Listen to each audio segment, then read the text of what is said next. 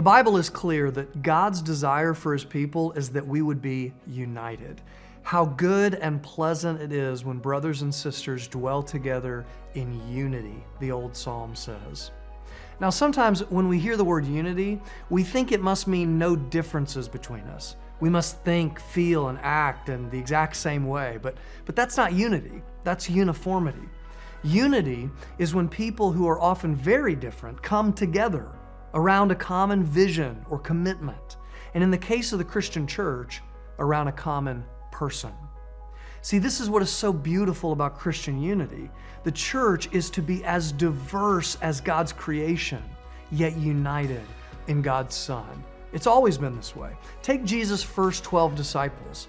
You had a religious zealot and a tax collector. You had doubters and believers, diverse yet united around Jesus. Take the early church, Jews and Gentiles, rich and poor, old and young. It was the beginning of what the Apostle John caught a vision of in Revelation 7.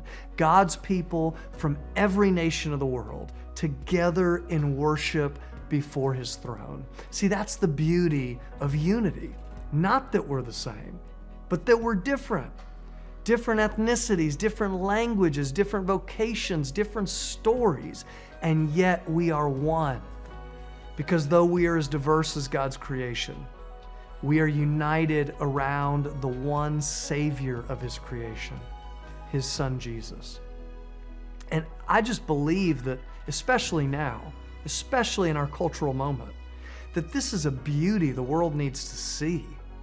People with a diversity of stories and opinions, and yet completely united in their love for Christ and for one another. And perhaps more than any other time in our lives, it's apparent that we need a power outside ourselves to pull this off. We need the Holy Spirit to be at work in the church, the Spirit who has experience uniting diverse people in Christ. Today, let's pray for the Spirit to do what our mortal hearts cannot, bring about more and more of the beauty that is unity in diversity.